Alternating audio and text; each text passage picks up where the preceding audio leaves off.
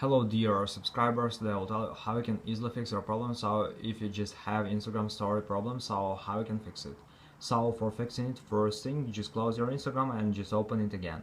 And if it doesn't help you, just go to App Store, just go to search tab, in search tab just write Instagram, and if you see here not open but update, just tap on update. It means that you have available updates for your Instagram app. And also if it doesn't help you, if you still have this error, so you can also just try to go to the general and to the settings and just check your internet connection. So if you're using Wi-Fi, just try to turn it off and turn on again. And also you can do it with mobile data or cellular data, just turn off and turn on again.